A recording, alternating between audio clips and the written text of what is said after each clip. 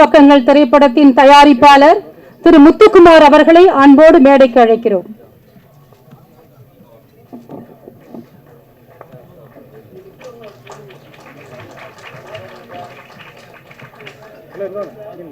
திரைப்படத்தின் இயக்குனர் படிக்காத பக்கங்கள் திரைப்படத்தின் இயக்குனர் திரு செல்வம் மாதப்பன் அவர்களை அன்போடு மேடைக்கு அழைக்கிறோம்.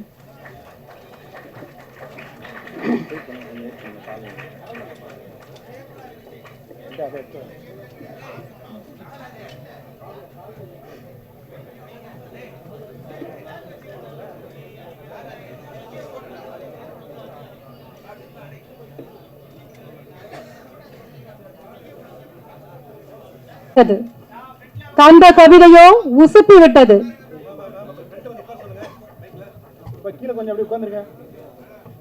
எல்லோரும் தங்களுடைய இருக்கையில் அமருமாறு அன்போடு கேட்டுக்கொள்கிறோம்.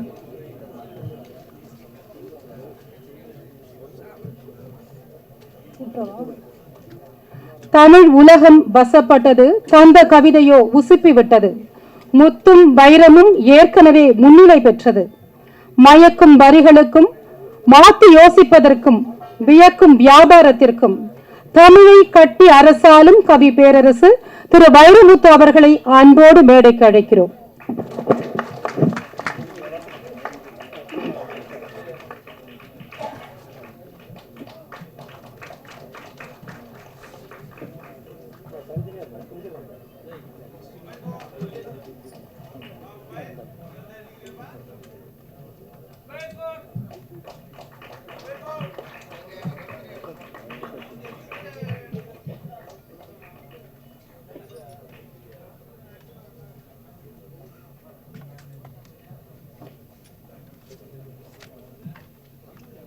பல வெற்றி திரைப்படங்களை தமிழகத்திற்கு அளித்துக் கொண்டிருக்கின்ற திரையிசையமைப்பாளர் சிற்பி அவர்களை அன்போடு மேடைக்கு அழைக்கிறோம்.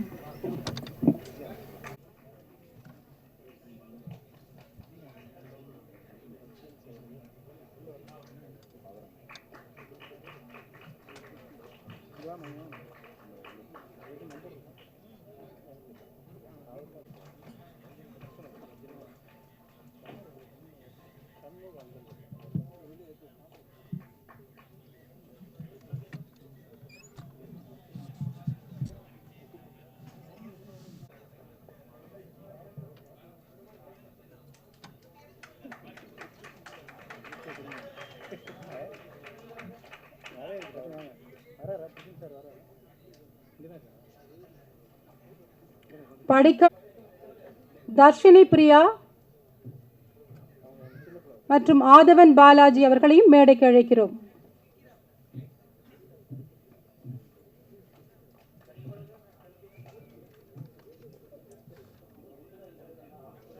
நிஷா அவர்களையும் மேடைக்கு அழைக்கிறோம்.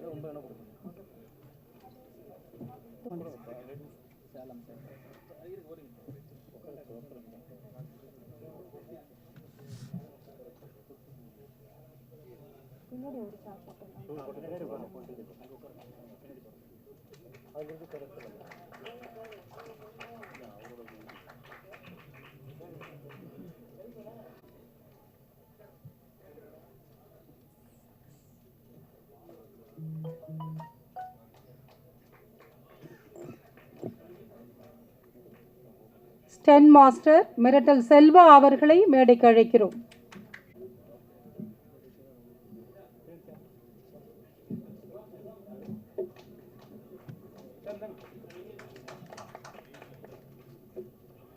பாடகி மீனாட்சி இளையராஜா அவர்களையும் மேடைக்கு அழைக்கிறோம். இளையராஜா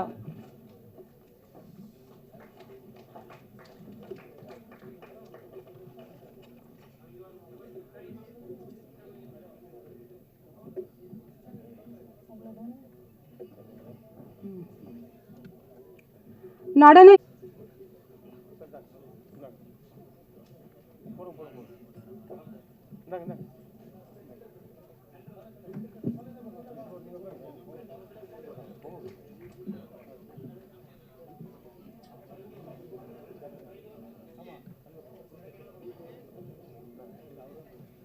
மேடைக்கு அழைக்கிறோம். நன்றி நன்றி.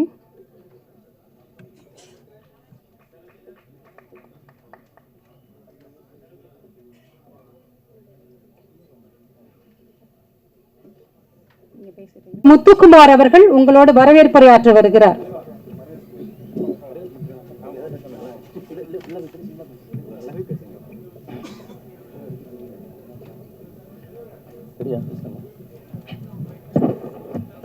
என்னை இந்த உலகுக்கு அறிமுகப்படுத்திய என் தாயையும் தமிழையும் வணங்கி எங்களுடைய அன்பான அழைப்பை ஏற்று வருகை தந்திருக்கக்கூடிய அனைத்து அன்பு உள்ளங்களையும் எங்கள் படிக்காத பாக்கங்களின் படக்குழுவின் சார்பாக வருக வருக என உங்களை அன்போடு வரவேற்கின்றேன். உண்மையிலேயே இந்த படம் ரொம்ப சிரமத்துக்கு மத்தியில பெரிய போராட்டத்துக்கு மத்தியில எடுத்திருக்கிறோம்.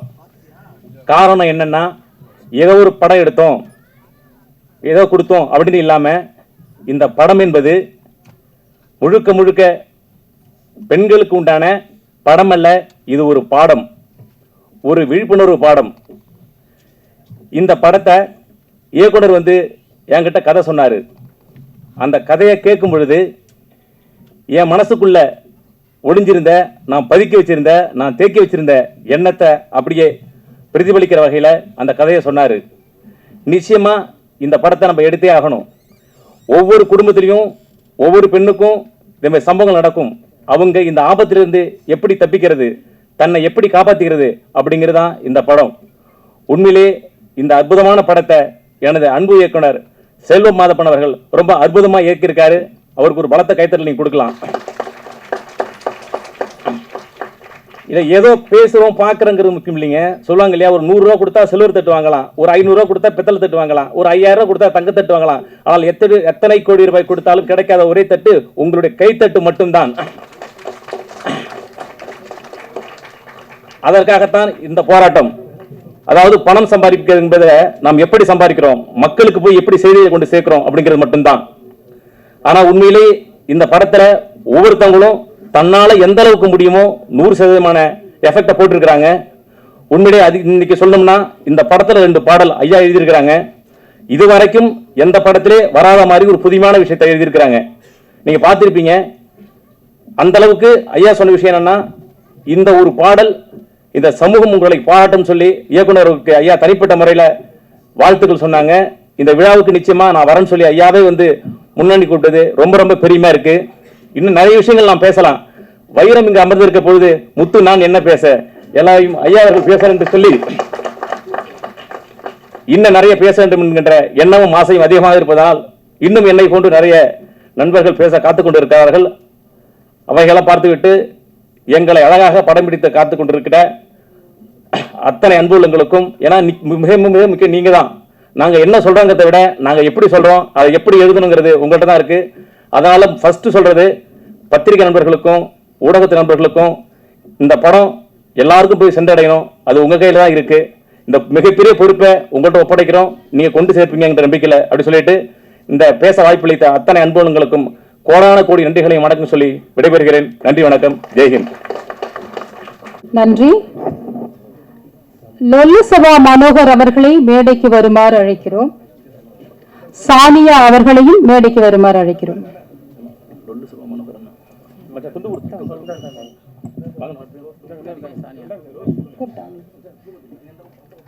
சானியா அவர்களையும் மேடைக்கு வருமாறு அழைக்கிறோம்.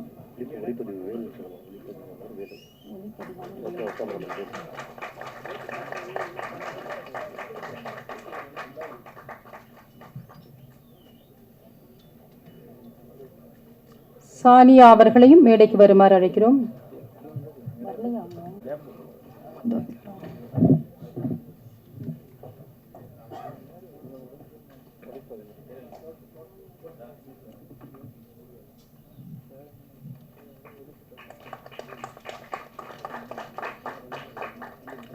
ஒளிப்பதிவாளர் வேலு அவர்களை மேடைக்கு வருமாறு அழைக்கிறோம்.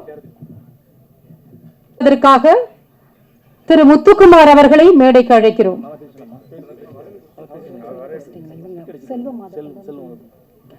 படத்தின் இயக்குனர் திரு செல்வம் மாதப்பன் அவர்களை மேடைக்கு வருமாறு அழைக்கிறோம் வரவேற்புரையாற்றுவதற்காக.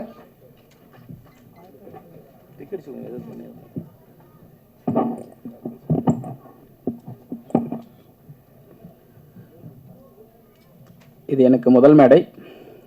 ஸோ என்ன பேசுகிறதுன்னு தெரியல. நம்மளை விட ஜாம்பவான்கள்லாம் நிறையா உட்காந்துருக்காங்க. அவங்க எல்லாம் பேசுவாங்க. நான் ஒரு சில வார்த்தைகள் சொல்லி ஆகணும். அதை மட்டும் சொல்லிவிட்டு நான் முடிச்சுக்கிறேன். ஸோ இங்கே அமர்ந்திருக்கும் ஆண்டோருக்கும் சான்றோருக்கும் என்னை போன்றோருக்கும் மற்றும் இந்த பத்திரிகை நண்பர்களுக்கும் ஊடக நண்பர்களுக்கும் அனைவருக்கும் வருக வருக என்று வரவேற்று அனைவரையும் வணங்கி வணக்கம் சொல்லிக்கொள்கிறேன்.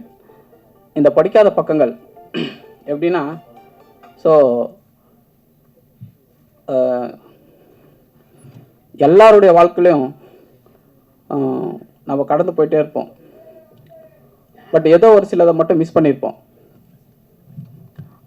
அது என்னன்னு பார்த்தீங்கன்னா, நமக்கு அப்புறமா ஸ்ட்ரைக் ஆகும், ஐயோ இது பண்ணியிருந்தா இது ஆயிருக்குமே அப்படின்னு சொல்லி.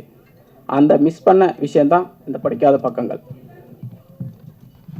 ஸோ நீங்கள் படம் வந்து நாங்கள் வந்து ஒரு பெண்களுக்கு ஒரு விழிப்புணர்வை ஏற்படுத்தணும்னு பிளான் பண்ணி, சில பெண்கள் வந்து சில இடத்துல வந்து மாட்டிப்பாங்க. ஒரு பிளாக்மெயில் ஆகுறதோ இந்த மாதிரி ஏதோ ஒரு சின்ன ஏதோ ஒரு சிக்கலில் மாட்டிப்பாங்க. அந்த சிக்கல்லேருந்து வெளியே வர்றதுக்கு அவங்களுக்கு தெரியாது. அந்த டைமில் அவங்க வந்து சிந்திக்கணும். சிந்தித்து செயல்பட்டால் அட்லீஸ்ட் நம்ம வந்து எல்லா ப்ராப்ளத்துலேருந்து வெளியே வரலாம் அப்படின்னு இந்த படிக்காத பக்கங்களில் நாங்கள் சில விஷயங்கள் சொல்லியிருக்கோம். ஸோ நீங்கள் படத்தை பாருங்கள், அதுதான் படிக்காத பக்கங்கள். அப்புறம் இதில் இருக்கிற பாடலை பற்றி சொல்லி ஆகணும். இந்த பாடலில் வந்து 2 சுச்சுவேஷன் தான். முதல் சுச்சுவேஷன், எல்லா மதுக்கடையிலும் பாடல்களை வந்து ஆதரித்து தான் பாடல் எழுதியிருக்காங்க. முறை ஒரு மதுக்கடையில் குடிக்கக்கூடாதுன்னு சொல்லி நாங்கள் பண்ணியிருக்கோம். ஸோ இந்த பாடலில் பார்த்தீங்கன்னா அதில் இருக்கிற வரிகள் ஒவ்வொன்றும் ஒரு நாளைக்கு எங்கள் ஆஃபீஸில் ஒரு 2-3 பேர் இருக்காங்க, 100 தடவை கேட்பாங்க, ஒருத்தர் குடிக்கிறதே விட்டார். ஸோ நீங்கள் இந்த பாடலை பாருங்கள், இந்த படத்தை பாருங்கள். ஏன்னா எனக்கு டென்ஷன் ஆகிட்டு இருக்கு, என்ன சொல்கிறதுன்னு தெரியல. இந்த பாடல் அவ்வளோ நல்லா இருக்குது.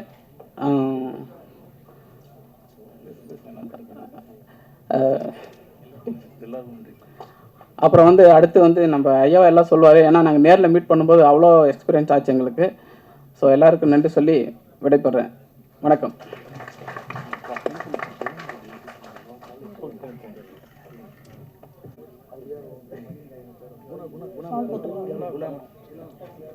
PRO குணா அவர்களை மேடைக்கு அழைக்கிறோம்.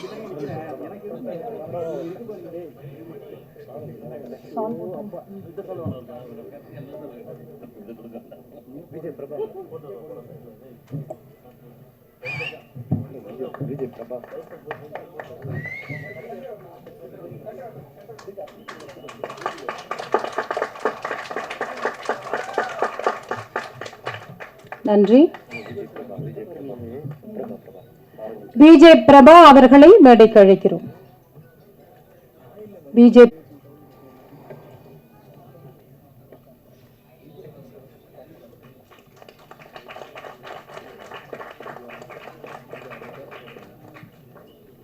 அடுத்தபடியாக அவர்களை அழைக்கிறோம்.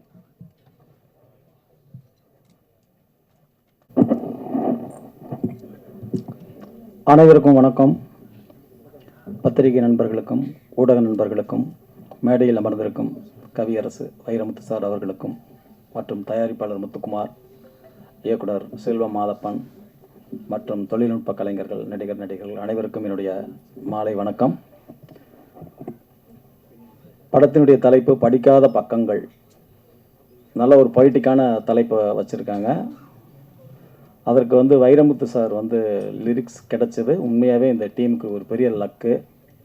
ஏன்னா வைரமுத்து சாரோட நான் வந்து நிறையா படங்கள், நாட்டாமை, கேப்டன், சின்ன மேடம், ஏகப்பட்ட படம் என்னுடைய படங்களுக்கு வந்து அவர் முழு சாங் எழுதியிருக்கிறாரு.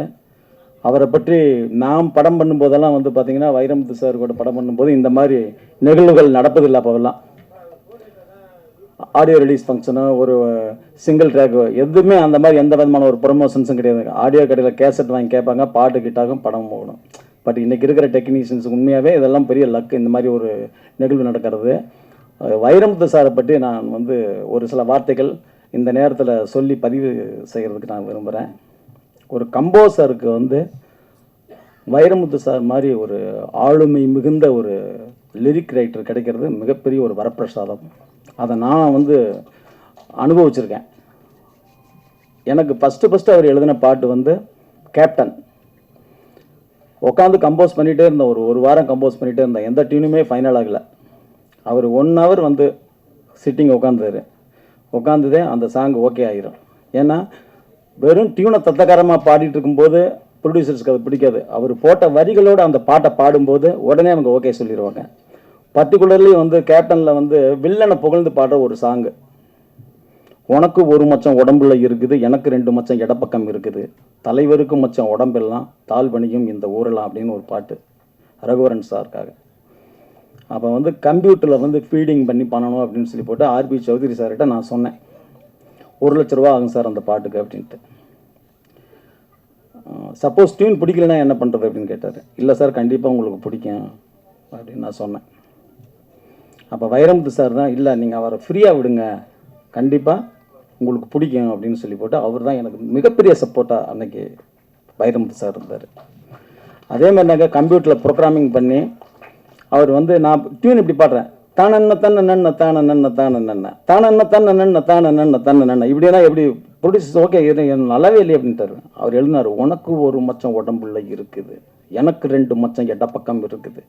அந்த மாதிரி வந்து கம்போசர்ஸுக்கு வந்து ஆன் த ஸ்பாட்டில் லிரிக்ஸ் எழுதி ஓகே பண்ணுவார். அவர் பெரிய சாதனைகள், அவர் வாங்காத அவார்ட்ஸுகள் கிடையாது.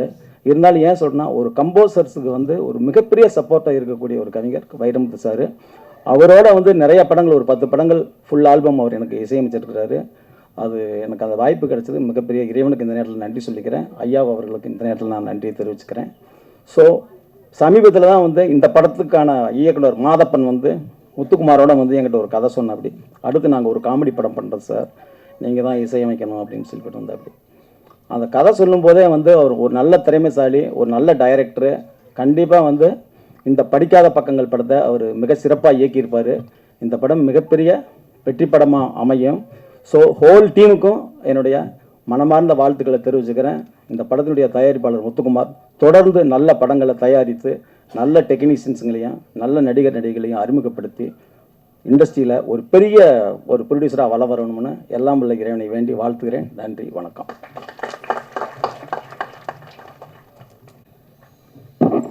நன்றி. படிக்காத பக்கங்கள் திரைப்படத்தின் நாயகன் திரு பிரஜன் அவர்களை வாழ்த்துரை வழங்குவதற்காக அழைக்கிறோம்.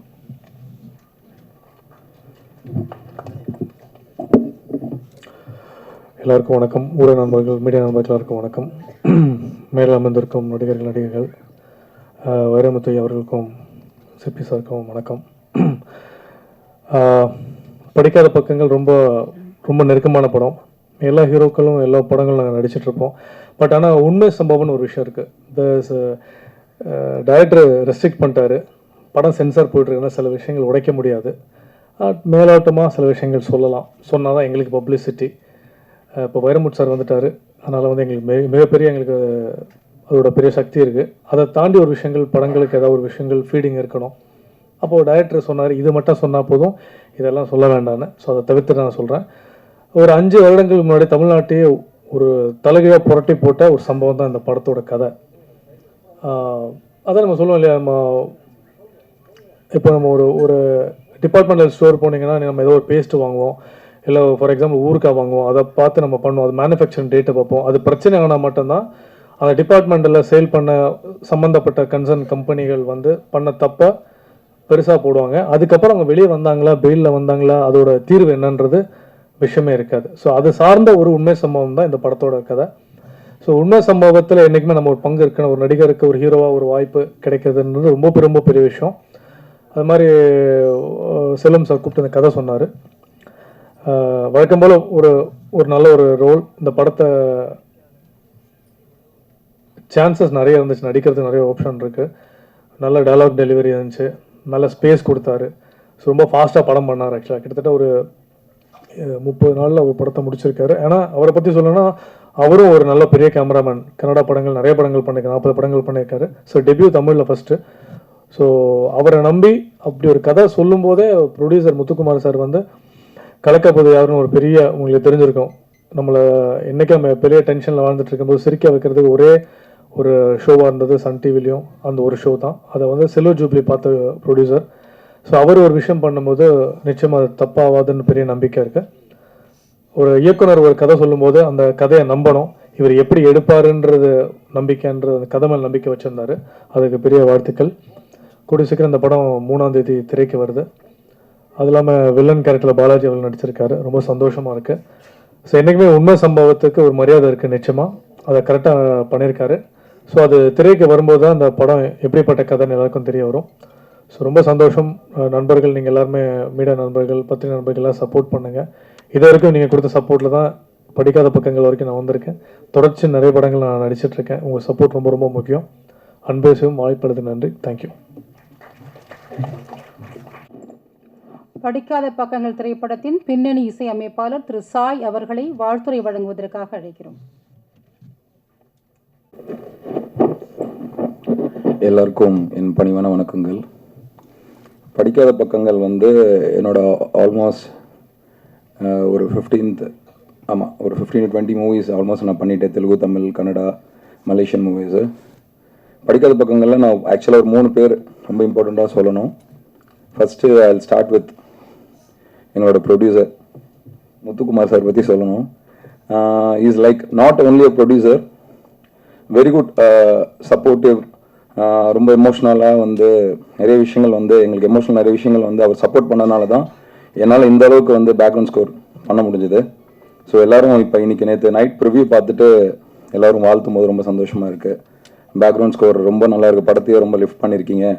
நாங்கள் டப்பிங் வெர்ஷன் பார்க்கும்போதுக்கும் இப்போ பேக்ரவுண்ட் ஸ்கோர் பண்ணக்கப்புறம் ரீ ரெக்கார்டிங் வந்து ரொம்ப எலிவேட் பண்ணிடுச்சு படத்துன்னு சொல்கிறாங்க.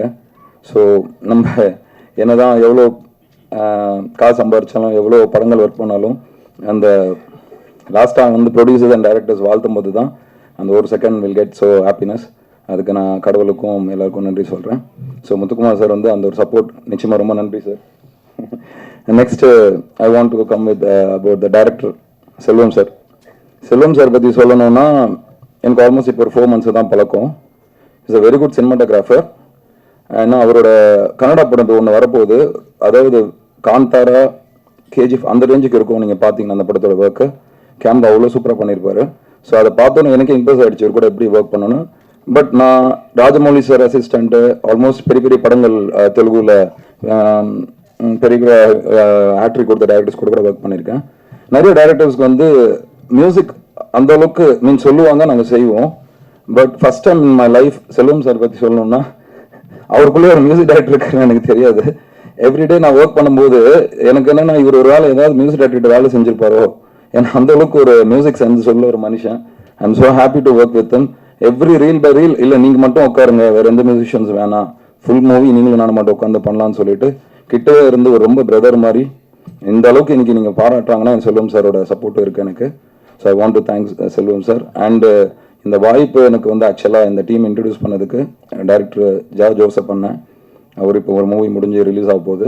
ஸோ அவர் இந்த டீம் இன்ட்ரடியூஸ் பண்ணதால இவ்வளோ தூரம் வந்திருக்கு. And I want to thank Prajan bro எல்லோரும் அவங்க அண்ட்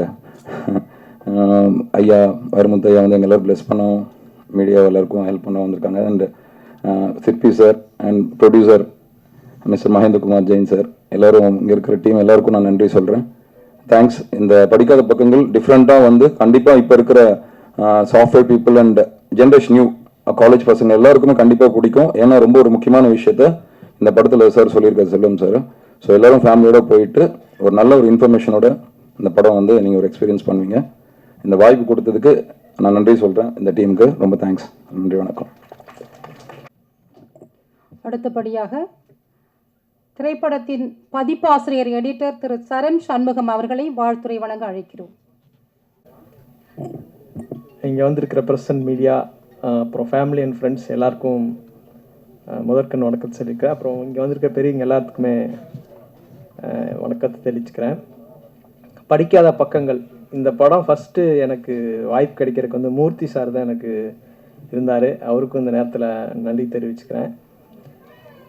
இவர் டைரக்டர் பற்றி நான் சொல்லணும். ஃபஸ்ட்டு இவர் எப்படின்னு கேட்டிங்கன்னா, ஃபஸ்ட்டு ஃப்ரீடம் கொடுக்குற மாதிரி கொடுத்துருவாரு. ஃபுல்லாகவே நீங்கள் எடிட் பண்ணுங்கள், அதுக்கப்புறம் நான் பார்க்குறேன் அப்படின்னு சொல்லுவார். அப்புறம் ஃபுல்லாக எடிட் பண்ணதுக்கப்புறம் இல்லை நான் ஃபஸ்ட்டு வந்து நான் பார்க்கணும் அப்படின்னு சொல்லிட்டு மறுபடியும் ஆரம்பத்துலேருந்து வருவார். ஸோ அவர் எப்படின்னா வாழைப்பழத்தில் ஊசி ஏற்றுற மாதிரி தான் வேலை வாங்குவார். பார்த்தா வந்து எதுவுமே தெரியாது.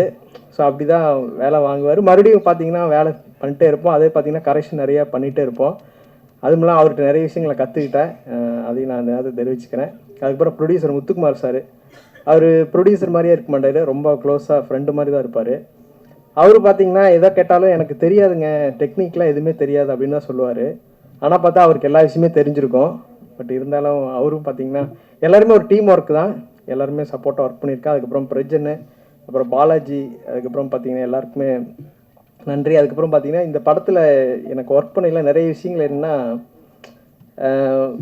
எப்படி சொல்கிறது, ஒரு வேலை செஞ்சுட்டே இருப்போம், திடீர்னு பார்த்தா இல்லை இந்த இடத்துல எடிட்டிங்கில் ரொம்ப பிரச்சனையாக இருக்குது அப்படின்னு சொல்லிட்டு ஒரு கட் பண்ணுவோம். அதுக்கப்புறம் பார்த்தீங்கன்னா மறுபடியும் விட்டுருவோம், அப்படியே விட்டுருவோம்.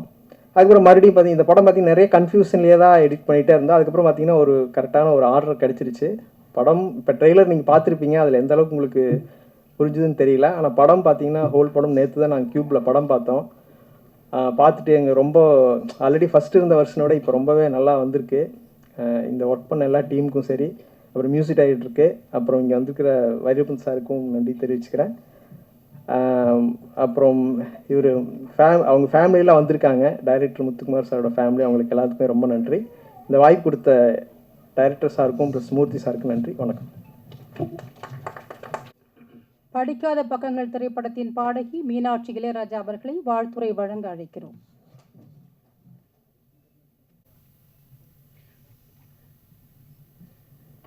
அனைவருக்கும் வணக்கம். இந்த பாடல் அளித்த எனக்கு மியூசிக் டைரக்டர் சாய் சாருக்கு நான் ரொம்ப நன்றி தெரிவிச்சுக்கிறேன். அதேமாதிரி முத்து சார், செல்வம் சார், இவங்க எல்லாமே சேர்ந்து தான் இந்த பாட்டை, ஐயாவோட வரிகளில் சரக்குன்ற ஒரு பாடலை நான் பெண் குரலை நான் பாடியிருப்பேன்.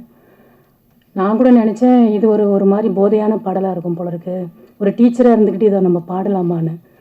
ஆனால் வரிகளை பார்த்த பிறகு தான் தெரியுது ஒரு விழிப்புணர்வான பாடல்கள், சமுதாயத்தில் எனக்கும் பங்கு இருக்குது அப்படிங்கிறத நான் தெரியப்படுத்துகிற ஒரு பெரிய ஒரு வரிகள் நம்ம ஐயா நம்மளுக்கு கொடுத்துருக்காங்க. ஸோ இந்த டீமில் இருக்கிற, இந்த டீம் கிடையாது, இது ஒரு ஃபேமிலி. ஏன்னா அந்த ரெக்கார்டிங்கில் தான் தெரிஞ்சது இவங்க அவ்வளோ ஒரு அழகாக, சாய் சார் தான் மியூசிக் டைரக்டரா, இல்லை முத்து சார் தான் மியூசிக் டைரக்டரா, இல்லை அவர் தான் படத்தோட டைரக்டரா, அந்த மாதிரி இல்லாமல் அவ்வளோ அழகாக ஒரு ஃபேமிலியாக அந்த படத்தை ரன் பண்ணியிருக்காங்க. ஒரு சமுதாயத்தில் இந்த குடியால் எவ்வளோ குடும்பங்கள் கெட்டு போகுது என்ற ஒரு அழகான ஒரு கவிதையாக அந்த படத்தை நமக்கு அர்ப்பணிச்சிருக்காங்க. ஸோ எல்லாரும் போய் பாருங்கள். இந்த சமுதாயத்தில் நமக்கும் பங்கு இருக்குது. இல்லை கேட்டு இங்கே யாராவது குடிக்கிறவங்க இருந்தால் கண்டிப்பாக அந்த பாட்டை கேட்டு கண்டிப்பாக திருந்தணும். ஸோ இதெல்லாம் ஒரு குழந்தைங்களுக்கான, அந்த வீட்டில் இருக்கிற ஒரு குழந்தைங்களோட உணர்வுகள் தான் இது எல்லாமே. ஒரு அப்பா தப்பு செஞ்சால் அந்த குழந்தைங்களுக்கு எவ்வளோ வேதனைகள் இருக்கும். ஸோ ஒரு ஆசிரியராக நான் நிறைய பேரண்ட்ஸுக்கு நான் சொல்லக்கூடிய விஷயம் அதுதான். நீங்கள் பண்ணுற சின்ன தவறலை, ஸோ நாமளும் தான், நானே ஏதோ தவறு பண்ணியிருப்பேன். ஸோ இந்த குடிங்கிற ஒரு விஷயத்தினால அந்த குழந்தைங்களும் சரி, இந்த சமுதாயத்தில் அந்த குழந்தைங்களாம் கொஞ்சம் ஒதுக்கப்பட்ட குழந்தைங்களாவே வளர்ந்துட்டு வருவாங்க. ஸோ அந்த மாதிரி இல்லாமல் இந்த படத்தில் இவ்வளோ அழகாக சொல்லியிருக்காங்க. இத்தனை பெரிய ஜாம்பவான்கள்லாம் சேர்ந்து இந்த படத்தை பண்ணியிருக்காங்க. ஸோ எனக்கு அதில் வாய்ப்பளித்ததுக்கு நான் ரொம்ப நன்றி தெரிவிச்சுக்கிறேன். நன்றி. பாலாஜி அவர்களை வாழ்த்துரை வழங்க அழைக்கின்றோம்.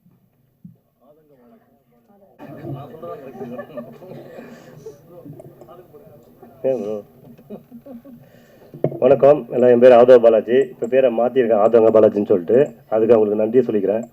இப்போ என்னன்னு கேட்டால் வந்திருக்கிற அனைத்து ப்ரெஸ் மீடியாவுக்கும் மனமார்ந்த நன்றி. என்னன்னு கேட்டிங்கன்னா, வந்து ஸ்டேஜுக்கு ஏறினோடனே நன்றி யாருக்கு சொல்கிறேன்னு கேட்டிங்கன்னா ப்ரெஸ் மீடியாவுக்கு தான் நன்றி சொல்லணும். என்னோட ப்ரொடியூசர் சொல்ல, என்னோட டைரக்டர் சொல்ல, அவங்களோட சொந்தத்தை சொல்ல, இது பண்ண முடியும் யாருக்கு எதுக்குமே சொல்ல, யாருக்குமே சொல்ல, உங்களுக்கு தான் சொல்கிறேன்.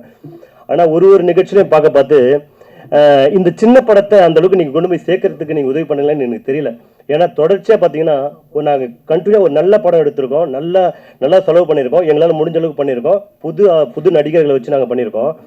ஒரு கதையை நம்பி தான் நாங்கள் புது ஹீரோக்களை வச்சு, புது ஹீரோனை வச்சு நாங்கள் பண்ணுறோம். ஆனால் நாங்கள் சந்திக்கிறதெல்லாம் தோல்வியாகவே இருக்குது. ஒரு சின்ன ப்ரொடியூசர்லாம் பார்த்தீங்கன்னா ஒரு 2 கோடி ரூபா 3 கோடி ரூபா பட்ஜெட் பண்ணுற ப்ரொடியூசர்லாம் இன்றைக்கி கடன் வாங்கி பண்ணுறாங்க, ஏதோ ஜெயிக்கலான்னு பண்ணுறாங்க. ஆனால் நீ பார்த்தீங்கன்னா எல்லாம் வீட்டில் உட்காந்துடுறாங்க.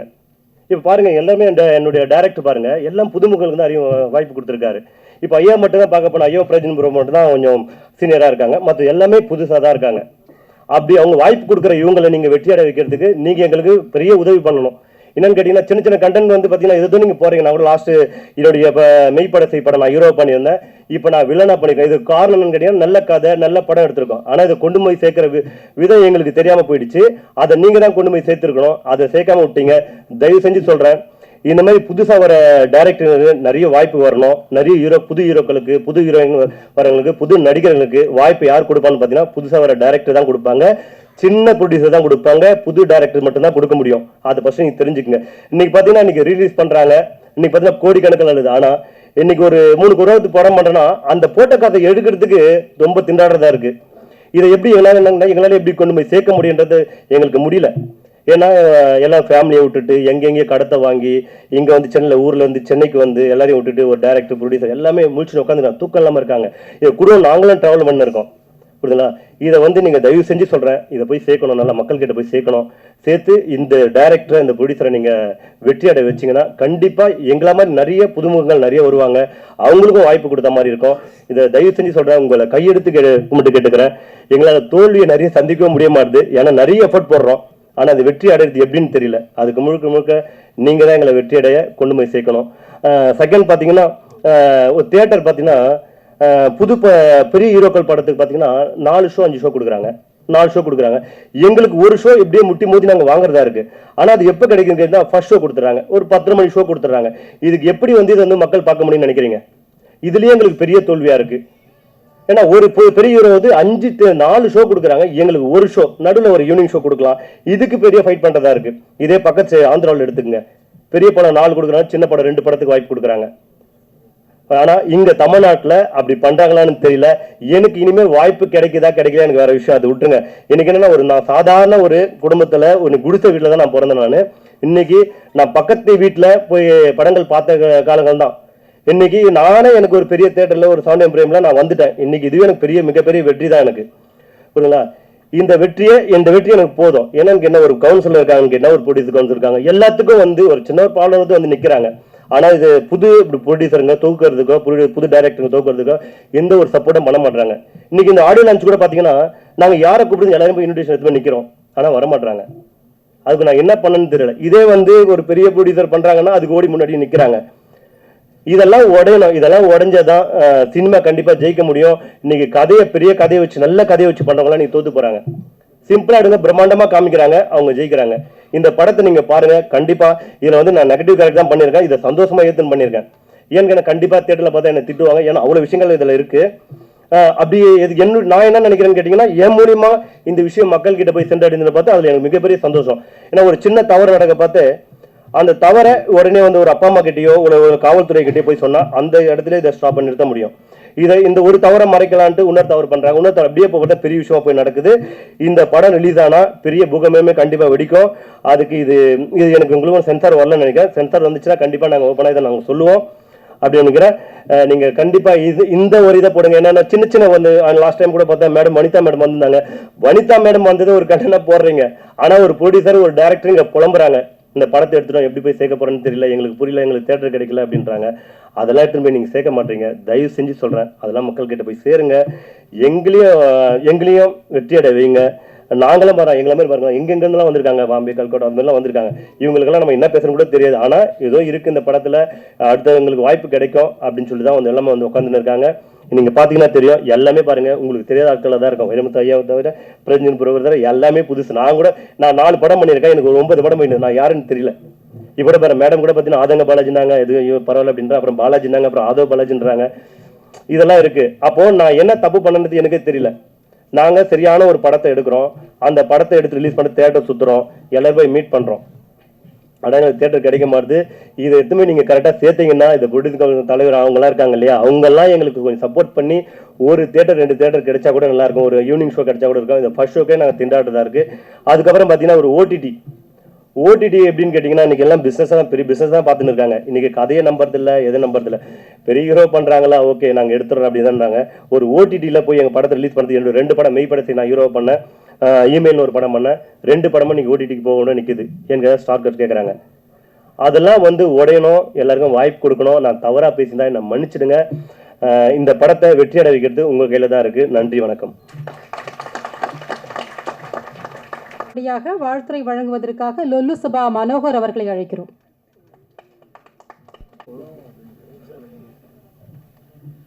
வணக்கம்.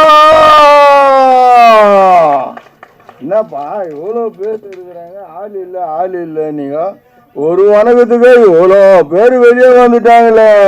இது என்ன புத்துலேருந்து எறும்பு போயிலே வர்ற மாதிரி வராங்க. ஒருவேளை வெளியில் மழை பெய்யுதுன்னு நினைக்கிறேன், அதனால தான் இவ்வளோ சவுண்டோடு இருக்காங்க.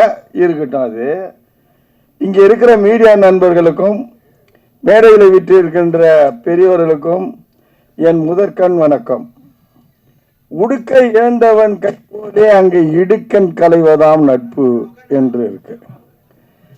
இப்போ நான் குடிகாரன் ஆகிட்ட போது அந்த நேரத்தில் கூட என் உடுக்கை இழந்துட்டவங்க என் இடுக்கன் அவ்வளோ உஷாராக பிடிக்க முடியல. அது நழுவி கீழே விழுந்துடுது. அதுதான் இந்த கதையினுடைய ஒரு வரி எழுதியிருக்கார் ஐயா அவர்கள்.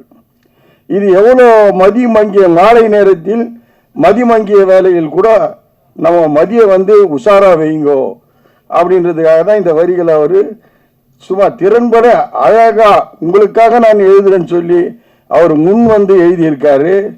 இந்த பாடலெல்லாம் வெற்றி பெறத்துக்கு, இந்த படத்தை வெற்றி பெறத்துக்கு நீங்கள் எப்படி இவ்வளோ பேர் ப்ரீவியஸ் ஷோ பார்க்கறதுக்காக வந்திருக்கீங்களோ ஆடியோ ரிலீஸுக்கு, அதே மாதிரி நீங்கள் தியேட்டர்லேயும் ஃபுல்லாக எங்களுடைய படத்தை பார்த்து வாழ்த்தி வணங்கணும்.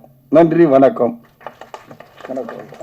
அடுத்தபடியாக வாழ்த்துறை வழங்குவதற்காக தர்ஷினி பிரியா அவர்களை அழைக்கிறோம்.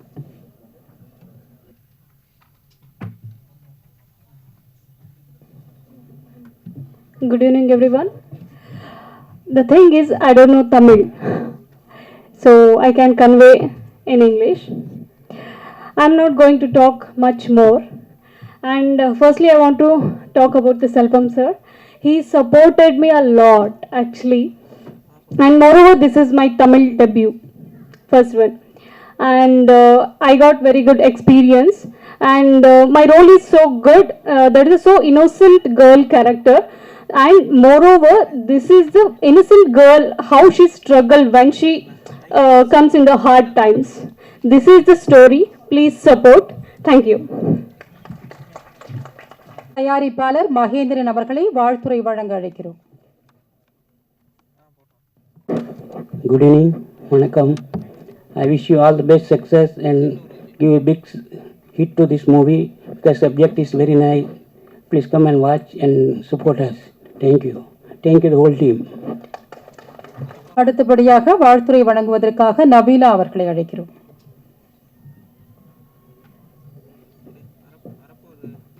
அனைவருக்கும் வணக்கம். என்னோட பேர் நவீலா. இது என்னோட ஃபர்ஸ்ட் தமிழ் மூவி. நான் கன்னட படத்தில் நடிச்சு வந்துட்டு இருக்கேன், பட் தமிழில் இது என்னோட ஃபர்ஸ்ட் மூவி. இந்த ஆப்பர்ச்சுனிட்டி கொடுத்ததுக்கு செல்வம் சார் அண்ட் முத்துக்குமார் சாருக்கு ரொம்ப நன்றி. மேடை மேலே அமைந்திருக்கும் வைரமுத்து சார், பிரஜன் அண்ட் அடுத்த எல்லா ஆர்டிஸ்ட்டுக்கும் ரொம்ப நன்றி. Thank you very much. படிக்காத பக்கங்கள் ஒரு கதை. இது ஒரு ஃபேமிலி. நம்ம எல்லாமே டீம் எல்லாம் ஒரு ஃபேமிலி மாதிரி ஒர்க் பண்ணோம். இந்த ப்ரொடக்ஷனில் ஒர்க் பண்ணுறதுக்கு எனக்கு ரொம்ப சந்தோஷமாச்சு. நன்றி. Thank you very much. வாழ்த்துறை வழங்க மிரட்டல் செல்வா அவர்களை அழைக்கிறோம். எல்லாருக்கும் வணக்கம். மேடையில் அமர்ந்திருக்கும் ஜாம்பவான்களுக்கும், பத்திரிகை நண்பர்களுக்கும், ஊடக நண்பர்களுக்கும் எல்லாருக்கும் நன்றிகள். இந்த வணக்கம். என்னோட படம், போன படம் பகாசுரனுக்கு அடுத்தது படிக்காத பக்கங்கள் அடுத்த படம் ரிலீஸ் ஆக போகுது. ஆக்ஷன் ஃபுல்லாக. அதுக்கு அடுத்தது பார்த்தீங்கன்னா சாமானியன் ராமராஜன் சாரை வச்சு ஒரு ஃபைட் வேறு லெவலில் ஒன்று எடுத்திருக்கேன். இப்போ இருக்கிற லேட்டஸ்ட் ஸ்டைலில் நீங்கள் பார்த்துருப்பீங்க ராமராஜன் சார் ஃபைட்டோ அப்படியோ, அதுக்கு மேலே வேறு லெவலில் எடுத்திருக்கேன். இந்த படத்தில் பார்த்தீங்கன்னா ஃபைட்டோட மேக்கிங் பார்த்தீங்கன்னா கேமராமேன் டைரக்டர் செல்வம் சார் தான். அதுக்கு ஒரு ஷாட் மட்டும் அவரோட அசிஸ்டண்ட்டை விட்டுருந்தார். சார் அது எனக்கு சார் கரெக்டாக பிடிக்கணும் அந்த ஆக்ஷன் பிளாக்கை, அதுக்கு நான் பிடிக்கிற மாஸ்டர்ன்ட்டு ஷாட் எடுத்து கொடுத்தாரு பாருங்க. அப்படி வேற லெவலில் எடுக்கிறாரு. அவர் டைரக்ஷன் பண்ணுற ஒரு 40 படத்துக்கு ஒரு கேமராமேனாக பண்ணியிருக்காரு. நிறைய படங்கள் பண்ணியிருக்காரு, பெரிய ஹிட்டான படங்கள்லாம். பிரஜன் சாருக்கு இது 5வது படமும் 6வது படமும் நான் பண்ணிட்டு இருக்கேன் கண்டினியூவாக. போன படம் அது பாலாஜி சாருக்கு மெய்ப்படசை ஆக்ஷன் படம், அதுவும் நான் தான் பண்ணேன். இதுலேயும் அவர் பண்ணியிருக்காரு, வில்லனாக பண்ணியிருக்காரு. வேற லெவலில் எடுத்திருக்கோம் இந்த ஃபைட்டு. அனைத்து வெற்றி படங்களிலும் இந்த படம் வெற்றி படமாக இருக்கணும்னு எல்லாம் வல்ல இளையராஜா வேண்டிக் கொள்கிறேன். நன்றி, வணக்கம். படிக்காத பக்கங்கள் திரைப்படத்தை வாழ்த்துறை வழங்குவதற்காக கவி பேரரசு வைரமுத்து அவர்களை அன்போடு மேடைக்கு அழைக்கிறோம்.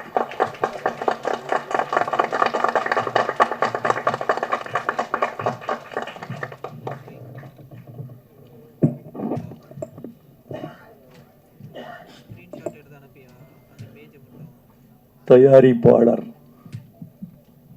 முத்துக்குமார் அவர்களே, படிக்காத பக்கங்களின் இயக்குனர் செல்வம் அவர்களே, கதாநாயகன் பிரஜின் அவர்களே, மேடையில் அமர்ந்திருக்கும் கலைஞர் பெருமக்களே, இந்த படத்தின் தொழில்நுட்ப குழுவின் அன்பான கலைஞர்களே, ஊடக உறவுகளே, பாசத்திற்குரிய பத்திரிகையாளர்களே, பெருமக்களே, உங்கள் அனைவருக்கும் எனது அன்பான வணக்கத்தை தெரிவித்துக் கொள்கிறேன்.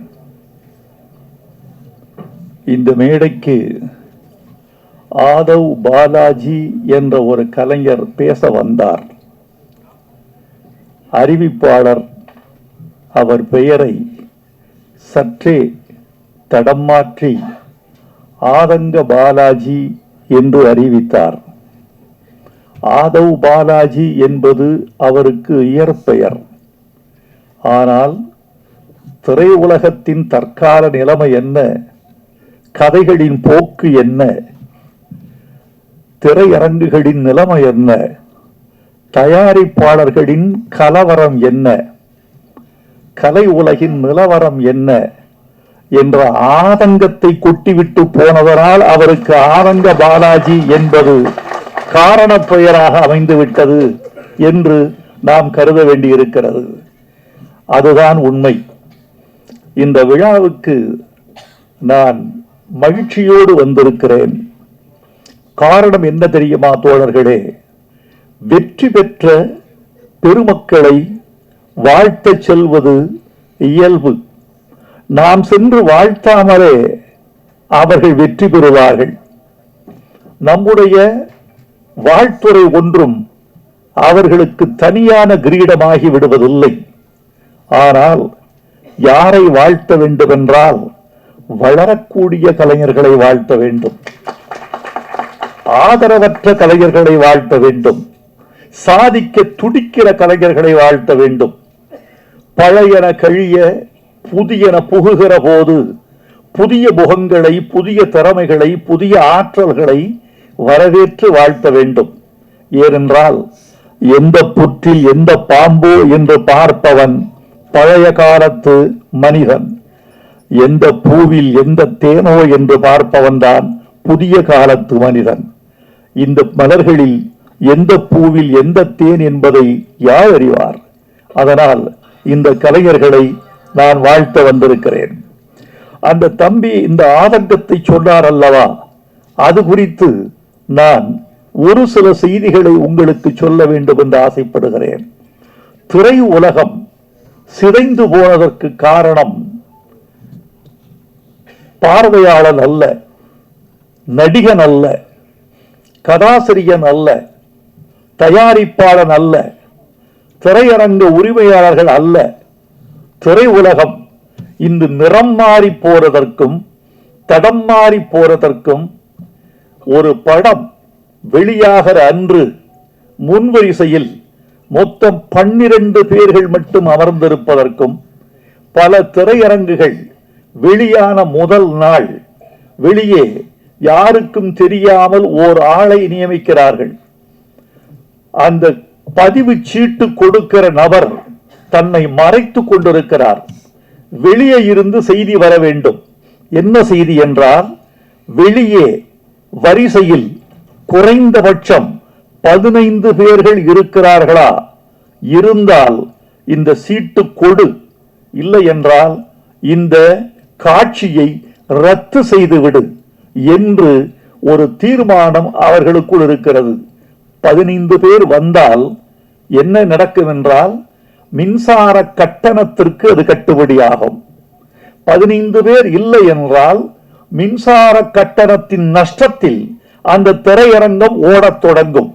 அந்த கட்டணத்தை தவிர்ப்பதற்காகத்தான் பதிவு சீட்டு கொடுப்பதற்கே, அவர்கள் அனுமதி சீட்டு கொடுப்பதற்கே தயங்குகிறார்கள். இதற்கு காரணம் யார்? படம் பார்க்க ஓரளவு நல்ல படம் என்று கருதத்தக்க படத்தை கூட பார்ப்பதற்கு ஆட்கள் வராமல் தவிர்த்து போவதற்கு அல்லது அவர்கள் தயங்குவதற்கு என்ன காரணம் என்று பார்த்தால், இது ஒரு மோசமான யுகத்தில் தமிழ் சினிமா கலை இருக்கிறது. அந்த இடம் தொழில்நுட்ப காலம். இந்த தொழில்நுட்பம் என்பது மனிதர்களை, ரசிகர்களை துண்டாடிவிட்டது. கை தொலைபேசியில் ஒரு கூட்டம், கணிப்பொறியில் ஒரு கூட்டம், பிறகு ஹோம் தியேட்டரில் ஒரு கூட்டம், பிறகு திரையரங்கத்தில் ஒரு கூட்டம், ஓடிடியில் ஒரு கூட்டம். மொத்தமுள்ள ஒரு 35 லட்சம் ரசிகர்களை ஒரு 35 பிரிவுகள் துண்டாடிவிட்டன. இந்த 35 பிரிவுகளிலும் வியாபாரம் ஆகிறவன் தான் வெற்றி பெற முடியும். இன்றைக்கு முத்துக்குமார் இந்த படத்திற்கு இட்ட பணத்தை மீண்டும் அவர் கொள்ள வேண்டும் என்றால் என்ன வேண்டும் என்றால், இந்த சினிமாவின் 35 பிரிவுகளிலும் அவர் தன் வியாபாரத்தின் கரங்களை நுழைக்க வேண்டும். ஆக்டோபஸ் போல அத்தனை வியாபார தளங்களிலும் அவர் இயங்க வேண்டும் என்ற ஒரு நிலை இருக்கிறது. அந்த நிலையின் காரணமாகத்தான் தமிழ் சினிமா தடுமாறி கொண்டிருக்கிறது என்பதே தவிர வேறல்ல. உண்மையை சொல்ல போனால் நண்பர்களே, நான் தமிழில் வெளிவருகிற அல்லது திரைக்கலையில் வெளிவருகிற எந்த ஒரு படமும் தோல்வி அடைந்து போனால் காலையில் பத்திரிகையை படித்துக் கொண்டிருக்கிற பொழுதே கொஞ்சம் வருத்தப்படுவேன். பத்திரிகையை மடித்து வைத்துவிட்டு கொஞ்சம் வானத்தை அண்ணாந்து பார்த்து, இந்த இளைஞர்கள் முதல் படத்திலேயே தோல்வி அடைகிறார்களே, இந்த தோல்வியை எப்படி மீட்டெடுப்பது என்று யோசிப்போம். ஏனென்றால் பணத்தின் முதலீடுதான் வேறு வேறே தவிர மற்ற உழைப்பு ஒன்றுதான், திறமை ஒன்றுதான், வேர்வை ஒன்றுதான். இரவு பகல் என்று பாராமல் ஒரு திரைக்கலைஞன், ஒரு சண்டை கலைஞன் படுகிற பாடு கொஞ்ச நஞ்சமா? ஒரு ஒளிப்பதிவாளன் படுகிற பாடு கொஞ்ச நஞ்சமா? நடிக்க வருகிற பெண்கள் படுகிற பாடு கொஞ்ச நஞ்சமா? எவ்வளவோ உழைப்பை, திறமையை, உடல் கொடுமைகளை எல்லாம் தாண்டித்தான் ஒரு திரைப்படத்துக்குள் நுழைந்து மக்களுக்கு மகிழ்ச்சி தருவதற்கு இவர்கள் போராடுகிறார்கள். இந்த போராட்டம் பயனற்று போய்விடக் கூடாது என்றுதான் என்னை போன்றவர்கள் நம்புகிறோம். இந்த மாதிரி நிலையில் நான் பாட்டெழுதுகிற போதெல்லாம் சமூகத்துக்கு ஏதாவது ஒரு நீதி, ஏதாவது ஒரு நற்பணி, ஏதேனும் ஒரு சீர்திருத்தம், ஏதேனும் ஒரு பயன் கிட்டாதா என்ற ஆனந்தத்தோடு நான் இயங்கிக் கொண்டிருக்கிறேன். இது திரை உலகில் எனது 44வது ஆண்டு. இந்த 44வது ஆண்டில் எனக்கு பிடித்த சில பாடல்களில் ஒரு பாடலாக படிக்காத பக்கங்களில் இந்த சரக்கு என்ற பாட்டை எழுதியிருக்கிறேன் என்றால் இதுதான் நான் இன்னும் இயங்குவதற்கான காரணம். முத்துக்குமார், உங்களுக்கு என் நன்றி. செல்வம், உங்களுக்கு என் நன்றி. நீங்கள் எனக்கு சுதந்திரம் கொடுத்தீர்கள். அந்த சுதந்திரத்தை இந்தியா அடைந்த சுதந்திரம் மாதிரி நான் தவறாக கையாளவில்லை. நான் அதை சரியாகவே கையாண்டிருக்கிறேன். அதனால்தான் நண்பர்களே உங்களுக்கு நன்றி சொல்ல வந்திருக்கிறேன். எனக்கு முன்னால் நான் சாதாரணம் தோழர்களே. வைரமுத்து என்பவன் நீண்ட காலம் ஓடி வருகிறான் என்பதை தவிர என்னுடைய முன்னோடிகள் பட்டுக்கோட்டை கல்யாண சுந்தரம், மருதகாசி, கவியரசு கண்ணதாசன், உடுமலை நாராயண கவி, கவி KP காமாட்சி சுந்தரம், இன்னும் கூமா பாலசுப்ரமணியம், ஆத்மநாபன், சொல்லிக்கொண்டே போகலாம். இத்தனை பெருமக்களும் தமிழ் பாடலின் வழியாக ஒரு கருத்தை சொல்ல துடித்திருக்கிறார்கள். அதுதான் நிற்கிறது. ஒரு படத்தின் பெயர் மறந்து விடுகிறது, படத்தின் நடிகன் மறந்து போகிறான். நடித்த நடிகைகள் மறக்கப்படுகிறார்கள். தயாரிப்பு நிறுவனம் தொலைந்து போகிறது. தயாரித்த நண்பர் மறக்கடிக்கப்பட்டு விடுகிறார். பாட்டு மட்டும் இருக்கிறது. பாட்டு மட்டும் இருக்கிறது.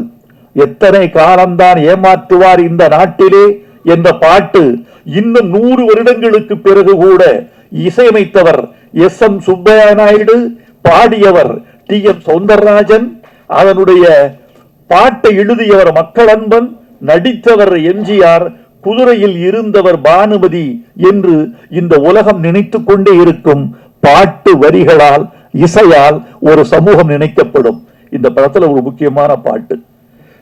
இந்த சபையில் நீங்கள் எல்லோரும் பேசினீர்கள், சகோதரிகள் பேசினார்கள், நீங்கள் பேசினீர்கள், எல்லோரும் பேசினீர்கள். ஒரே ஒரு வரிக்கு மட்டும்தான் நான் காது குளிர கைதட்டல் கேட்டேன். முத்துக்குமார், நீங்க ரொம்ப நன்றாக சொன்னீர்கள். ஒரு வரி, ஒரு 400 ரூபாய் கொடுத்தா பழத்தட்டு கிடைக்கும், ஒரு 200 ரூபாய் கொடுத்தா தேங்காய் தட்டு கிடைக்கும், 5000 ரூபாய் கொடுத்தால் தங்கத்தட்டு கிடைக்கும், உங்கள் கைதட்டு மட்டும் கிடைக்காது என்று சொன்னீர்கள். அதெல்லாம் சரி, 5000 ரூபாய் கொடுத்தால் தங்கத்தட்டு எனக்கு கிடைக்குமா? அது 5000 ரூபாய், ஒரு 5000 ரூபாய் தருகிறேன். 2 தங்கத்தட்டு. நீங்க இன்னைக்கு தங்கத்தின் விலை 54,465 ரூபாய். ஒரு சவரன், ஒரு சவரன் இப்படி விற்கிற போது 5000 ரூபாய் கொடுத்தால் தங்கத்தட்டு வாங்கிவிடலாம் என்று நம்முடைய முத்துக்குமார் சொல்கிறார் என்றால், முத்துக்குமார் நகைக்கடை வைத்திருக்கிறாரோ தங்கத்தட்டு கடை வைத்திருக்கிறாரோ என்று நாம் கருத வேண்டியிருக்கிறது. நண்பர்களே, உங்களை பார்த்தால் பேச ஆசைதான். ஏதோ என்னுடைய அருமை நண்பர்கள் ஊடக தோழர்கள் வந்திருக்கிறார்கள். இந்த வெளியீட்டு விழாக்களில் இந்த ஊடகங்களின் மீது எனக்கு பெரிய மதிப்பு உண்டு. காரணம், இவர்கள்தான் கொண்டு போய் சேர்க்கிறார்கள். ஆனாலும் கூட தினப்பத்திரிகைகளில் இது குறித்து எந்த செய்தியும் வருவதில்லை. வார பத்திரிகைகள் இதை அதிகமாக கண்டுகொள்வதில்லை.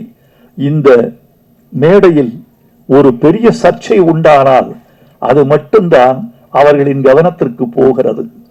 அந்த சர்ச்சையை நீட்டிக்க முடியும் என்றால் அது 2 வாரங்களுக்கு செய்தியாகிறது. இதோ இந்த மேடையில் இருக்கக்கூடிய இந்த இளம் கலைஞர்களை வாழ்த்தி, படிக்காத பக்கங்கள் என்ற பெயரில் நவீன பெண்களின் பிரச்சனைகளை மையப்படுத்தி ஒரு புதிய தயாரிப்பாளரும் இயக்குனரும் ஒரு படத்தை செய்திருக்கிறார்கள். ரசிகர்களே, காத்திருங்கள், வந்தால் ஆதரியுங்கள், பிடித்தால் தோள் கொடுங்கள் என்று நீங்கள் 4 வரி எழுதினால் அதுதான் சிறப்பு. இந்த நேரத்தில் நான் ஒரு கருத்தை சொல்ல வேண்டும் என்று ஆசைப்படுகிறேன். இவர்கள் இந்த இணையதளங்களின் வாயிலாக இவர்கள் கொண்டு செல்கிற இடம் ரொம்ப அதிகம். நீங்கள் நினைத்துக் கொண்டிருப்பீர்கள், யூடியூப் வழியாக இன்று இரவு 12 மணிக்குள் இந்த விழா செய்திகள் உலகத்தின் எல்லா மூலைகளிலும் வீசி எறியப்படும். இன்னைக்கு போயிடும். நாளைக்கு காலையில் சுவிட்சர்லாந்திலிருந்து, நெதர்லாந்திலிருந்து, ஆஸ்திரேலியாவிலிருந்து, டென்மார்க்கிலிருந்து யாரோ ஒரு தமிழர் அல்லது நிச்சயமாக ஒரு இலங்கை தமிழர் என்னை அழைத்து, உங்கள் பேச்சை கேட்டேன் ஐயா, மகிழ்ந்தேன் என்று சொல்லுவார். அந்த படம் எப்போது வெளிவரும் பார்ப்பதற்கு காத்திருக்கிறோம். இந்த காலத்தில் மதுவை எதிர்த்து ஒரு பாட்டா என்று கூட கேட்பார்கள். அப்படிப்பட்ட எல்லையை நீங்கள் தொட்டுக் கொண்டிருக்கிறீர்கள். உங்களுக்கு நன்றி. இந்த மது பாட்டை பற்றி சொல்லுகிறேன். எந்த வரிக்கு அதிகமாக நீங்கள் கைதட்டீர்கள் என்று காது கொடுத்து கேட்டேன். செல்வம் சொன்னார், இந்த படத்தில் ஒரு பாட்டு, அந்த பாட்டு மதுவுக்கு எதிராக மதுக்கடையில் பாட்டு என்று சொன்னவுடன் இந்த அரங்கம் கைதட்டலில் அதிர்ந்தது. நன்றி. மதுவுக்கு எதிராக ஒரு பாட்டு, மதுவை கொண்டாடித்தான் பாட்டு அதிகம் இருந்திருக்கிறது. தமிழ்நாட்டில் எந்த பெரும்பாலான பாடல்கள் மதுவை கொண்டாடித்தான். மதுவை கொண்டாடித்தான் பாட்டு என்று கூட சொல்ல மாட்டேன். வாழ்வை கொண்டாடி, மகிழ்ச்சியை கொண்டாடி, களிப்பை கொண்டாடி, காதலை கொண்டாடி, காதலையும் மதுவையும் பெண்ணையும் கலந்து கொண்டாடிய பாடல்கள் தான் தமிழ்நாட்டில் அதிகம். மதுவை வெறுத்து பாடிய பாட்டு கலைவாணர் பாடிய பாட்டு, குடிச்சு பழகணும் தம்பி, குடிச்சு பழகணும். என்னையா குடிச்சு பழகணும்னு சொன்னாரு? நீராகாரம் குடிச்சு பழகணும் என்று என்எஸ்கே எழுதியிருக்கிறார். அதுதான் மதுவுக்கு எதிரான ஒரு பாட்டு என்று நினைக்கிறேன். அப்புறம் ஒளி விளக்குல தைரியமாக சொல் நீ மனிதன்தானா என்று எம்ஜிஆர் பாடிய ஒரு பாட்டு. அது கூட குடித்ததாக நடித்துவிட்டு குடிக்கு விரோதமாக பாடியிருப்பார். அது ஒரு பாட்டு. இந்த பாட்டு முழுக்க முழுக்க மதுவுக்கு விரோதமான பாட்டு. கண்ணதாசன் எழுதினார், ஓர் கையிலே பெண்ணும் ஓர் கையிலே மதுவும் சேர்ந்திருக்கும் வேளையில் என் ஜீவன் பிரிந்தால்தான் நான் வாழ்ந்த வாழ்க்கை நலமாகும், இல்லையெனில் ஏன் வாழ்ந்தாய் என்று இறைவன் என்னை கேட்பான். ஏன் குடிக்கிற, ஏன் பெண் சுகம் அனுபவிக்கிறாய்ன்னு நான் நினைக்கிறீங்க கேட்கிறீங்க. இறைவன் என்ன கேட்பான், உன்னை ஊருக்கு அனுப்பிச்சு வச்சனே, போய் வெறுங்கையோடு திரும்பி வந்து விட்டாயே, மதுவையும் மாதுவையும் தொடாமல் வந்து விட்டாயே என்று அவர் ஒரு இலக்கியமாக நயமாக கொண்டாட்டமாக எழுதியிருப்பார். விர்தௌசி என்ற ஒரு பெர்ஷிய கவிஞன் எழுதினான், குடிக்காதவனுக்கு சொர்க்கத்தில் இடமில்லை என்றால் அந்த சொர்க்கம் என் உள்ளங்கையை போல் வெறுமையாகவே இருந்திருக்கும் என்று கேட்டான். இப்படி மதுவை கொண்டாடித்தான் நிறைய பாட்டு வந்திருக்கிறது. நண்பர்களே, மதுவின் கொடுமை தெரியுமா? இதோ இந்த விழா 2 மணி நேரத்தில் நிறைவடைய போகிறது. ஒரு 1.5 மணி நேரம் ஆகிவிட்டது. இன்னும் ஒரு அரை மணி நேரம் ஆகும் களைவதற்கு. நான் பேசி விரைவில் முடித்து விடுவேன், உங்களை இருத்தி வைக்க மாட்டேன். ஆனால் இந்த விழா தொடங்கி இந்த விழா முடிகிற 2 மணி நேரத்தில் 32 மதுச்சாவுகள் முடிந்திருக்கும். 1 மணி நேரத்திற்கு 16 மதுச்சாவுகள் நடக்கின்றன. இந்த விழா நிறைந்து முடிகிற 2 மணி நேரத்தில் 32 மதுச்சாவுகள் முடிந்திருக்கும். இந்த நாட்டில் விபத்துகள் உலகம் முழுக்க நடக்கின்றன. இந்தியாவில் கொஞ்சம் அதிகம், தமிழ்நாட்டில் இன்னும் கொஞ்சம் அதிகம் என்பதை நாம் ஒப்புக்கொள்ளத்தான் வேண்டும்.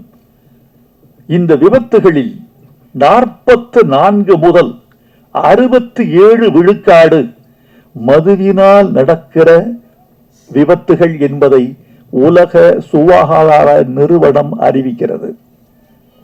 விபத்துக்கு காரணம், மூளைச்சாவுக்கு காரணம், கணைய அழற்சிக்கு காரணம், கல்லீரல் வீழ்ச்சிக்கு காரணம், கல்லீரலை கடிச்சு தின்னும் மது புட்டியே எழுதியிருக்கிறதுல.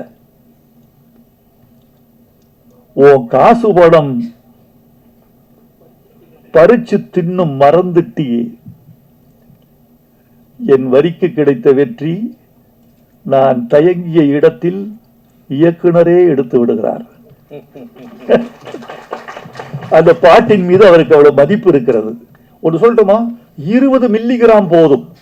20 மில்லிகிராம் வந்து ரத்தத்தில் கலந்து விட்டால் பார்வை வங்க ஆரம்பித்து விடும். பார்வை குறைவு ஏற்படுவதற்கு 20 மில்லி போதும். நீங்க குடித்துக் கொண்டே இருக்கிறவன் எத்தனை மில்லி ரத்தத்தில் சேரும் தெரியுமா? 30 மில்லி ரத்தத்தில் சேர்ந்தால் உங்கள் தசை உங்கள் வசத்தில் இருக்காது. நான் மதுவுக்கும் போதைக்கும் எதிரானவன், 10 வயசிலிருந்து எதிரானவன். ஏனென்றால் மதுவையும் போதையையும் எங்கள் ஊர் எவ்வளவு பாதிக்கப்பட்டிருக்கிறது என்பதை நான் அறிவேன். என் உறவுகள் பாதிக்கப்பட்டதை அறிவேன். இந்த ஒரு சொட்டு மது கூட என் குடலில் விழுந்ததில்லை என்பதை நான் உத்தரவாதமாக உங்களுக்கு சொல்லிக் கொள்ள வேண்டும் என்று ஆசைப்படுகிறேன். போதை பழக்கம் என்பது எங்கள் உடம்பு, எனக்கு உலகத்திலேயே நான் வெறுக்கிற வாசனை ஒன்று உண்டு என்றால் அது ஒரே வாசனை, புகை வாசனை. அது மட்டும் அப்படி ஆழ தள்ளிடுது வெளியே, புகை வாசனை. மதுவை விட மோசமானது புகை. மது கூட உங்கள் உடம்பை இவ்வளவு தின்னாது, புகை தின்றுவிடும். இங்க புகை ரொம்ப கொடுமையானது. இந்த என் பேச்சை நண்பர்களே, இந்த ஒரு படிக்காத பக்கங்கள் என்ற படத்தின் வாயிலாக இந்த பேச்சை புதிய இளைஞர் திருக்கூட்டத்திற்கு நீங்கள் கொண்டு போய் சேர்த்தால் அதுதான் ஊடகம் எங்கள் தமிழுக்கு செய்கிற தொண்டு என்று நான் உங்களுக்கு நன்றி பாராட்டுவேன். முத்துக்குமார், செல்வம், உங்கள் 2 பேருக்கும் தமிழ் சமூகம் இந்த ஒரு பாடலுக்காக நன்றி செலுத்த கடமைப்பட்டிருக்கிறது என்று நான் நம்புகிறேன். உங்களுக்கு என் நன்றியை தெரிவித்துக் கொள்கிறேன். ஒவ்வொரு படத்திலும் இப்படி ஒரு பாடலை நீங்கள் வைக்க வேண்டும். அது உங்களுக்கு பெரிய பலமா இருக்கும், படத்துக்கு முதுகெலும்பா இருக்கும், அப்படி இருக்கும். எனவே இந்த இவ்வளவு மது போதையை நீங்கள் தூக்கி எறிவதற்கான ஒரு துணிச்சலை உங்கள் நெஞ்சுக்குள் நீங்கள் வளர்த்துக் கொள்ள வேண்டும் என்று நான் உங்களை விரும்பி கேட்டுக்கொள்கிறேன். நண்பர்களே, நீண்ட நேரம் பேசுவதற்கு ஆசைதான். உங்களுடைய மௌனம் எனக்கு ரொம்ப பிடித்திருக்கிறது. உங்களது பார்வை, என்னை நோக்கி குவிந்திருக்கிற உங்கள் கண்கள் என்னை பேசச் சொல்கின்றன. உங்கள் செவிகள் என் பக்கமே திரும்பி இருக்கின்றன. உங்கள் தலைகள் படம் எடுத்தாடும் பாம்பு போல என்னையே பார்த்து கொண்டிருக்கின்றன. உங்களை பார்க்கும் போது மகிழ்ச்சி தான். ஆனால் நண்பர்களே, இந்த நேரத்தில் ஒரு வார்த்தை சொல்லிக் கொள்ள வேண்டும் என்று ஆசைப்படுகிறேன். ஒரு பாடலில் இசை பெரிதா மொழி பெரிதா என்பது ஒரு பெரிய சிக்கலாக பேசப்பட்டு கொண்டிருக்கிறது. இதில் என்ன சந்தேகம் உங்களுக்கு? இசை எவ்வளவு பெரிதோ மொழி அவ்வளவு பெரிது, மொழி எவ்வளவு பெரிதோ இசை அவ்வளவு பெரிது. 2ம் கூடினால்தான் அதற்கு பாட்டு என்று பெயர். 2ம் கூடினால் அதற்கு பாட்டு. ஆனால் சில நேரங்களில் இசையை விட மொழி உயர்ந்ததாகவும், சில நேரங்களில் மொழியை விட இசை உயர்ந்ததாகவும் திகழ்கிற சந்தர்ப்பங்கள் உண்டு. இதை புரிந்து கொள்பவன் ஞானி, புரிந்து கொள்ளாதவன் அஞ்ஞானி.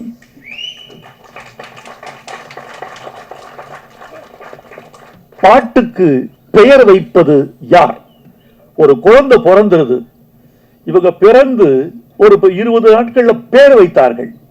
ஆணுக்கு பெயர், பெண்ணுக்கு பெயர். ஏன் பெயர் வைக்கவில்லை என்றால் என்ன? பெயர் வைத்தவுடன் தான் அவர்கள் வாழ்வு அவர்களை சார்கிறது, அவர்களின் உரிமை அவர்களை சார்கிறது, சம்பவங்கள் அவர்களை சார்கின்றன, அவர்கள் உணவு அவர்களை சார்கிறது. 4 பேர் இருக்கிறார்கள்.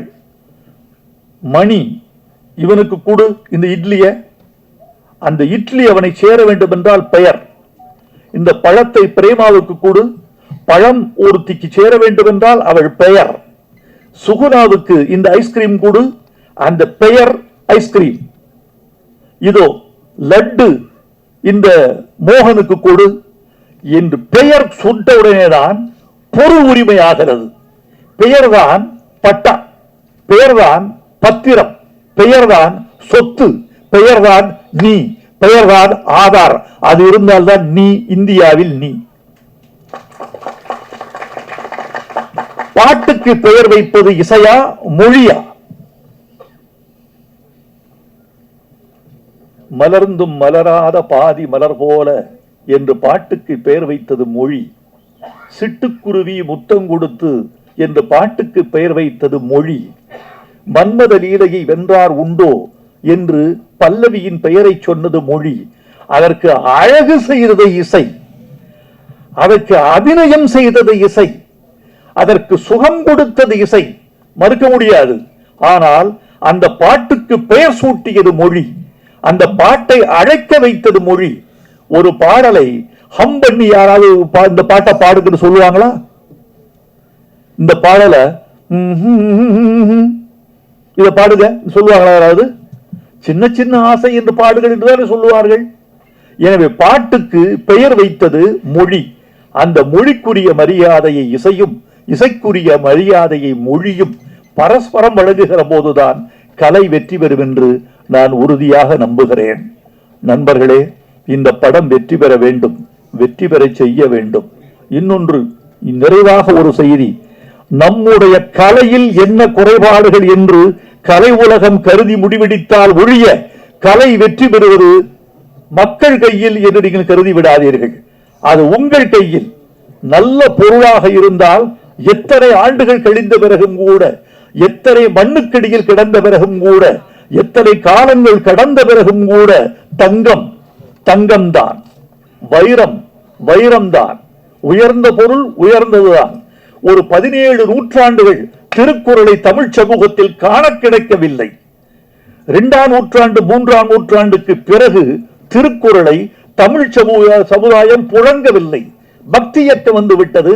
தேவாரம் புழங்கியது, திருவாசகம் புழங்கியது, திரவிய பிரபந்தம் புழங்கியது, ஆழ்வார் பாடல் புழங்கியது, நாயன்மார் பாட்டு புழங்கியது, பதிகம் புழங்கியது, பாசுரம் புழங்கியது, திருக்குறள் புழங்கவே இல்லை. ஆனால் நல்ல பொருளாக இருந்தால் எந்த நூற்றாண்டிலும் அது தன் முகத்திரையை கிழித்துக் கொண்டு, ஒரு விதை தன் மேல் தோலை கிழித்துக் கொண்டு விருட்சமாவது போல் நல்ல பொருள் எத்தனை காலமாக இருந்தாலும் தன்னுடைய தடைகளை உடைத்துக் கொண்டு, திரைகளை கிழித்துக் கொண்டு வெளியே வந்தே தீரும். 19ஆம் நூற்றாண்டின் இறுதியில் திருக்குறள் நான் தானடா தமிழின் முகவரி என்று வெளிவந்தது. உங்கள் கலை நல்ல கலையாக இருந்தால், உங்கள் கதை நல்ல கதையாக இருந்தால் நிச்சயமாய் உங்கள் புகழ் வெற்றி பெறும், உங்கள் கலை வெற்றி பெறும். உங்கள் கலையும் கதையும் வெற்றி பெற்றால் நீங்கள் பொருளாதார மேன்மை பெறுவீர்கள். படிக்காத பக்கங்கள் வெற்றி பெறும். படிக்காத மேதை வெற்றி பெற்றது, படிக்காதவன் வெற்றி பெற்றது.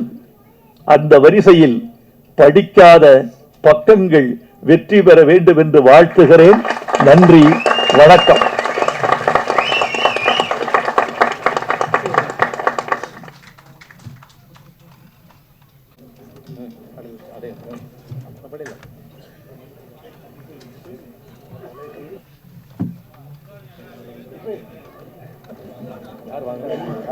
தற்பொழுது இசை வெளியீடு நடைபெற இருக்கிறது. அனைவரும் அமைதி காக்கவும். கவி பேரரசு வைரமுத்து அவர்கள் வெளியிட இருக்கிறார்கள்.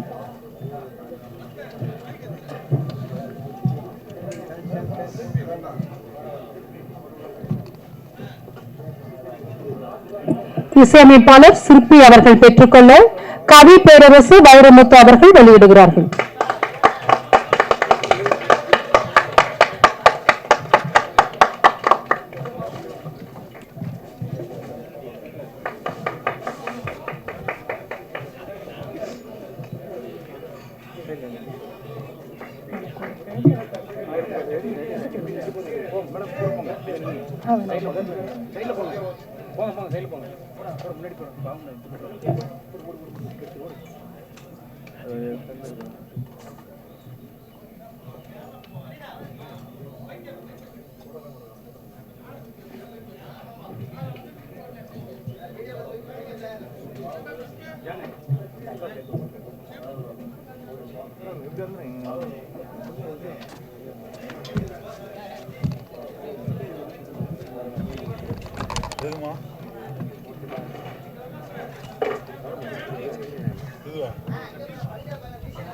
மட்டுமா